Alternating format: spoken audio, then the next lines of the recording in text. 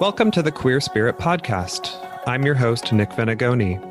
Here we have conversations with artists, healers, and activists who enliven the LGBTQ communities and who empower our queer spirits to flourish. My guest today is Kevin Truong.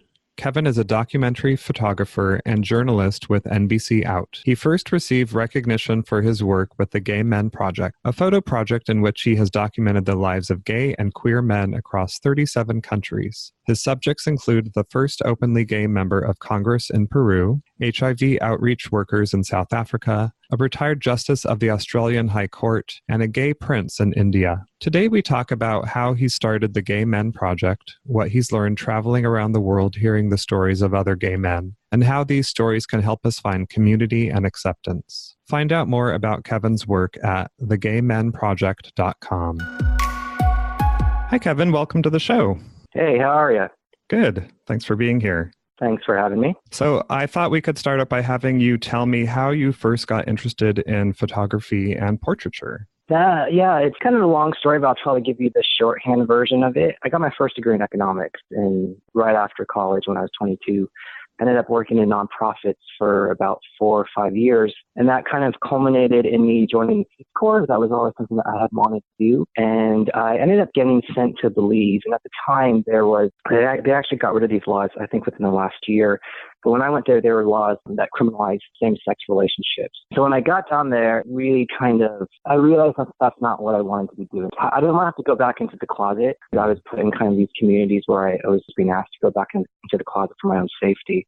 So I ended up leaving after only 2 months. But the challenge was, I had planned on being gone for 2 years. I had all these parties. I told my friends I was going to be gone for 2 years in the Peace Corps, and now I was back a month. I didn't know what to do. And so before I had left, I had bought a camera, just a Canon Rebel, and I really enjoyed it. And so I thought that I would take some photography classes to learn how to use it because I had some time on my hands and I really liked those classes.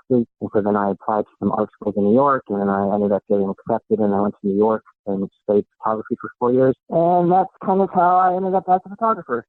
Wow. So it sounds like in some ways your photography career was started by something that maybe even inspired your project that I want to talk to you about, which is the Gay Men Project. Would you say that's accurate? Yeah, it's funny because at the time when I left the Peace Corps, it felt like the biggest failure that I had ever had up until that point, just because, I had committed to something for 2 years, and then I got down there, and at the time I felt like I wasn't strong enough to go through with it, right? I felt like, if I was strong enough, I could go back in the closet for 2 years and finish this commitment.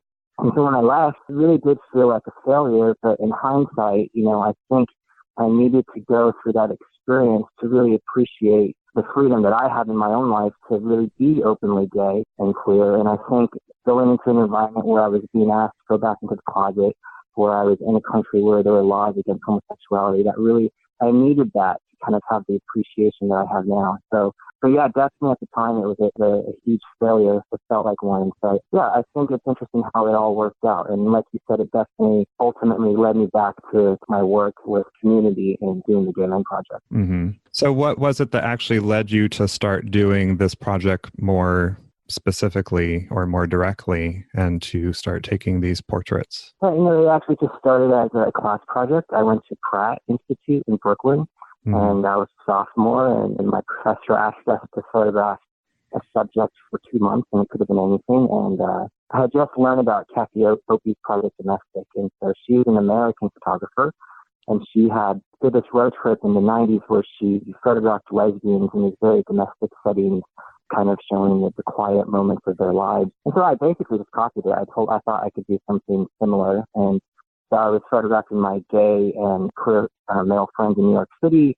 I was using a medium format film camera, and I was making prints and putting them on the wall. And I remember at the time I was kind of referencing my own coming out and kind of the reaction of my mom. And when I came out to her, she really was trying to visualize what I was going to look like, if I was going to change physically, because she was referencing these kind of stereotypes that she had encountered in her life.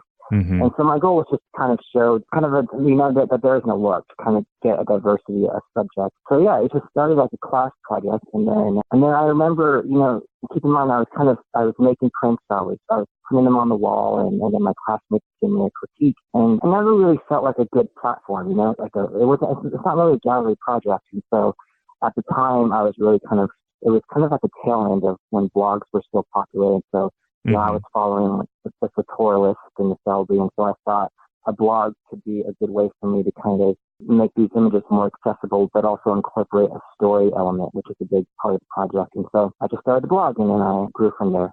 Mm-hmm. I'm curious what made you start to travel around the world to start finding more gay men, more diverse gay men to photograph, and then also how you find and choose your subjects. Well, it's funny, Nick, because I think that, again, at the time when I started this project, I was a college student living in New York and just, trying to get by and having a great time. And I remember I had a friend, actually, who I had met in the Peace Corps when I was volunteering, who she finished her service, and she ended up moving to London afterwards. She'd always asked me to come visit her. So a couple months after I started the blog aspect of the project, I think there was a World Pride in London. It was in 2012. And so in my head, I thought, a flight from New York to London is not that expensive. I have a place to stay. There's this big World Pride going on. If I go there, it just kind of ups the ante with the blog. And so I went there. I spent a week there. I photographed people. And I remember coming back, in my head, I had created, the project. It suddenly became this international photo project. And really, I'd only gone to one other city, but in my head, just by going to the UK, I kind of now I have this international, photography project. And I just wanted to keep on making it bigger and bigger. And so I just kind of became my mission to go to as many cities as I could and visit as many of my friends as I could. And so that's how it kind of started. And with regards to how I find people to photograph, I think that has definitely grown. I think the biggest critique that I got at the beginning of the project was that I wasn't getting diverse enough of a sample of a population of people. Mm-hmm. And I admit that. And I think the reason that was because I was photographing people that I knew. And I think for the most of us, we hang out or we know people that are very similar to ourselves with regards to age or, all those things. Mm-hmm. And so I really started to have to reach out in other ways. So in the beginning, I was using, things like Craigslist or even dating apps. I would approach people on dating apps. And as I started to travel, as I started my around the world trip, I had to be a little bit more strategic about it and reach out to nonprofits and use hashtags to kind of find people that I thought would be more open and willing to be openly queer. So it's been a process, but I've definitely learned as I've gone along. Mm-hmm. And I know that you've been to quite a few countries where it's maybe not legal or not as accepted to be gay. How have you found people in those areas? It's funny. I always tell this story. I went to Kenya. And I remember because Kenya has laws that penalize same-sex relationships. Mm-hmm. I don't know how actively they're forced, but they're definitely there in the book. And I was thinking that I was going to have a hard time finding people to photograph. One, because I had never been to Kenya, and I only knew one person through social media. And two, because also I knew about these laws. And so I imagined that, the environment for someone to be kind of openly gay or queer would be a lot more tougher. But surprisingly, I found a lot of people to photograph. And I mentioned this only because after that, I ended up going right after Kenya. I went to South Korea and Japan, and I had a lot more difficult time finding people to photograph in those two countries. And now, to my knowledge, Japan doesn't have any laws that criminalize homosexuality. I know South Korea has a military law, so I think kind of individuals who are in the military, they can't engage in same-sex relationships. So there's that law. But on a whole, I thought kind of these two countries are more open. I would have an easier time finding people to photograph. But the reverse was true. And I think the reason I think that is because when you're in a country where it is really difficult, you're going to find people that really want to stand up and really want to tell their story and really want to be seen and heard, which was the case in Kenya. I thought, people that I photographed were people that were really activists or people that were really working in the community. One of the individuals I photographed was a man who had started the first gay men's health clinic in Kenya. And so even though I may not have found been able to find as many individuals as in places such as Brazil. I was able to find people to photograph, and that's because they really wanted their story to be told. Mm-hmm. So speaking of stories, I've heard you talk about the power of storytelling and how it can help other queer people to hear those stories. And I wonder if there's a story from any of your subjects which has really had an impact on you. It's so hard. I think at this point I've spoken and sat down with over, I think, about 700 people. Wow. So there's a lot. I think one that was really interesting to me, and it really for me, it really helped to change the way I think about kind of relationships and love, was I photographed and interviewed this gentleman in Cleveland, Ohio, and he was in his 70s, and he didn't come out until he was 69, or I think he came out when he was 69. And he was married, and he had adult sons. And he was really emphatic about the fact that he never felt an attraction to men when he was younger. I think a lot of times before, if I would have encountered a story like that, I would have thought, well, maybe this guy was closeted and he got married out of, fear. But no, this individual that I photographed didn't really feel an attraction until he was in his late 60s. And it I think another interesting element of the story was that his wife ended up having, I think, dementia or Alzheimer's, and he was still married, and he still saw her every single day. But at the same time, he started to explore this other aspect of his identity. He was dating. When I met him, he had a boyfriend, and his boyfriend was obviously supportive of his situation. His friends were supportive of his situation. And so I thought it was really kind of endearing, the love that he still showed for his wife, but also kind of his willingness and to kind of explore this other aspect of his identity. And I think for me, it's just that what kind of stood out. It goes to show how many different types of ways that relationships can exist. And it's for no one else to judge, if whoever's involved, to kind of define for themselves, the type of relationships that they want to have and the type of life that they want to live. So that was really interesting for me to learn about. Yeah, I never thought about it that, this project that you're working on and all these people that you encounter would probably be very similar to the work I do as a therapist. I get to hear so many different stories from people that you don't normally hear in the media, and it really changes the way that you can see the world and your community, and also the way you expand your definitions of sexuality and how it evolves around identity over time. Yeah, right. And I think a lot of times, and this is something that I've had to own up to, I feel like I'm a pretty progressive person, but, I have a lot of kind of beliefs that that aren't really conscious.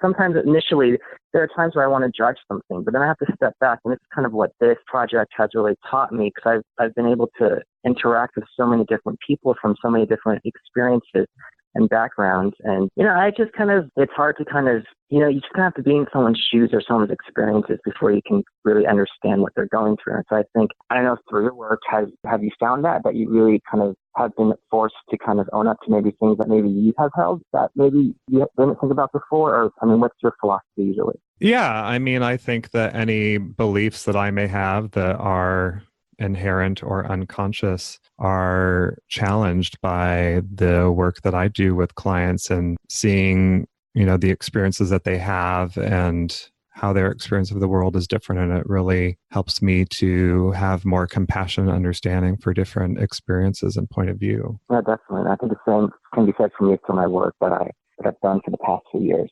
Mm-hmm. Now, I know that you are also come from a refugee family and are an immigrant, and I wonder if that experience has had an effect on this project, being maybe, I don't know how you felt growing up, but if you felt like, an outsider in any way, and being able to look in, and how that has affected the way that you interact with other people, particularly around the world, but just looking at it through this lens. I think with regards to that aspect of my history, I think what that really emphasized to me was kind of the story that all of us had to tell.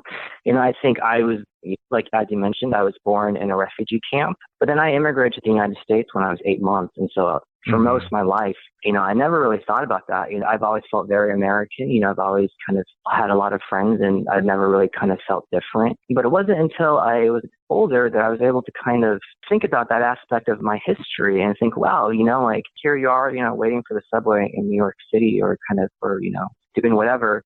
But actually, when you came into this world, you were born in like a concrete structure with no windows, and there's kind of a disconnect, and it made me obviously it's done a lot for me. It's made me kind of appreciate again kind of the opportunities that I've been given in my life. But, it just made me kind of realize the stories that all of us have to tell if we're given the opportunity to tell them. And I think, again, that really highlighted with my mother.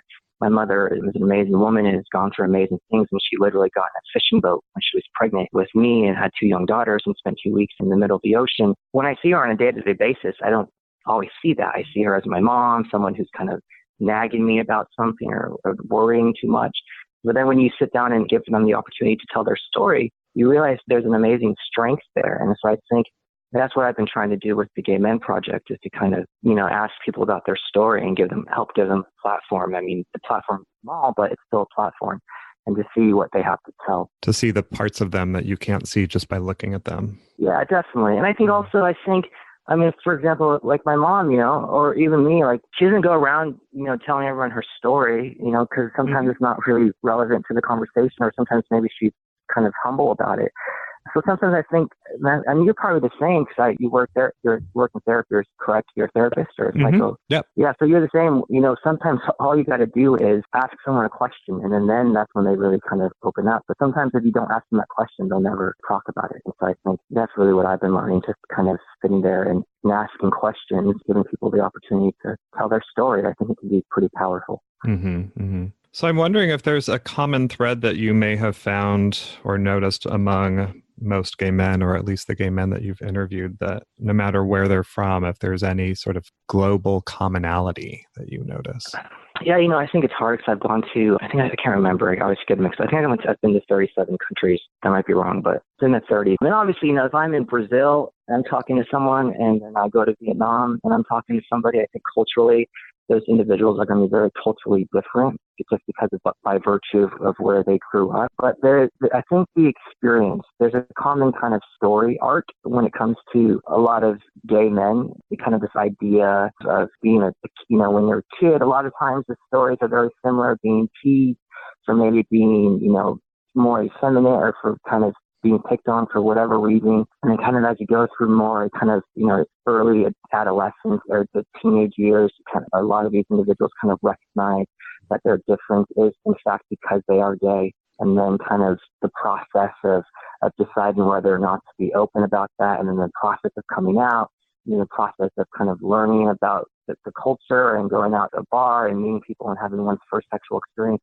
That whole story arc is very, very similar no matter where I am in the country, in the world. And I think by virtue of that, there's some understanding. I've been able to meet people for the very first time and be inside their home in countries and cities around the world. And the conversation is very fluid and organic almost immediately, because we kind of, all the individuals that I photographed kind of have gone through a very similar story or experience in that regard. And so that kind of helped the project along and create kind of more of a trust between me and the people that I interviewed. Mm-hmm. Is there anything through this project that has surprised you or has been completely unexpected? Again, I think it would be kind of the willingness for people to be open. And just because it's so, like I said, I think I've met with hundreds of people. A lot of times I meet them for the first time. I've never met them. I know who they are, and they trust me.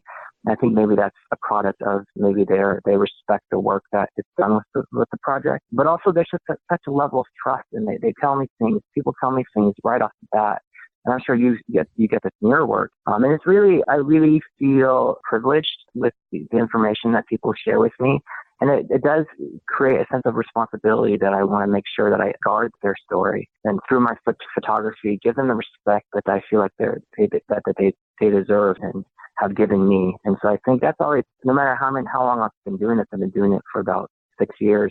That's always still surprising how willing people are to open up to me and to trust me and with their story. Yeah. So I'm curious where you see this project going. What is the future of this project? Does it have an end? Is it a lifelong project? Yeah, that's a good question. I don't know. I think the discussion in the United States, at least, has really changed since I started the project. I started it in 2012. So, I mean, everything's changed, actually. Like I said, I kind of started it on the tail. It's a blog, and that's the main core of the project. There's, some video elements and like there's an Instagram account and all that stuff. But the main kind of core of the project is that it's a blog, and the blogs aren't really they're not as popular as they once were. But also, like the project started before there was marriage equality in the United States. And I think the project that was showing the disability of gay and queer men was so relevant in the discussion. And I think the conversation in the United States has changed a lot. Now, if you look at it in a global level, I always say kind of biggest support I get for the project is a lot of Latin American countries in Mexico and Brazil. Because I think a project like this still very much needed. There's still kind of visibility needed in those parts of the world. So where to take it next? I don't know. For me personally, I've kind of moved on to different aspects of my professional career. But I think the beauty of a blog is that it lives online and people still visit it every day and people still find value to it. Ultimately, my dream, the Gay Men Project, has always been to make it a photo book. And I had talked to a couple publishers, but they weren't a good fit. But ultimately, maybe in 10 years, I don't know, well, maybe in 10 years from now it'll happen, or maybe 10 years from now I will go back and re-photograph people. But for right now, I'm just kind of letting it exist in its place and kind of seeing how it grows organically. I admittedly don't focus on it as much as I once did. Yeah, I like that idea of going back and revisiting the same people you photographed 10 years later to take photos of them and see how their life has changed and hear how their stories have changed. Yeah, I think, I'm sure you think, I'm sure you do a lot of good work with that you work. But yeah, it's interesting. It's really kind of the best moments for me with the project. Like I said, I've been doing it for 6 years, and I keep in touch for the most part with everyone that I photographed, either through social media or some of them have become my good friends. But every once in a while, I'll get someone who'll post their photo shoot with me and their story, and something that they had written maybe 3, 4, 5 years ago, and they'll go back and they'll be like, "Oh, it's so cool to read this and see this moment in my life and this apartment that I don't live in anymore. It's been captured in a moment of time, and obviously, I'm sure it's changed. We all change, and so it's cool for them to be able to reflect on that, and for me to be a part of that. And so I think it'd be pretty cool to kind of go through maybe 10, 15 years from now and go back and physically see how people change, but also kind of the emotional journey. I mean, you're all about journeys, so I think kind of seeing where people's journeys have led them to, I think that could be really, really, really cool. Mm-hmm. Yeah. So Kevin, before we wrap up, I wonder if you can share with us a person, practice, or experience that has supported your queer spirit to flourish. Yeah, I have a lot. I'm glad you asked. I think that's probably the most important thing. Obviously, well, not obviously, but the reason why I was able to travel so much was because I did a Kickstarter. And so I was able to kind of get a community of over 600 supporters that were able to kind of see this vision I had for the project. And they were, they financially supported the work, but also they emotionally supported the work as well. But also, I've had a lot of professors. Like I said, I went back to art school in my late 20s, and I had a lot of professors that supported my work, and both as an artist, but also as a gay and queer man. And so I think just having that, people that are willing to kind of cheer you on, I think for me as a creative person, that has been very crucial. And obviously, my family. I think the biggest thing that I've learned kind of through this project is that there's different levels of acceptance that people receive when they come out. And I think for me, I've learned to appreciate that and to respect that and to realize that, certain people won't always be super comfortable with certain aspects of my life, but they're trying their hardest and they're able to give me what they can.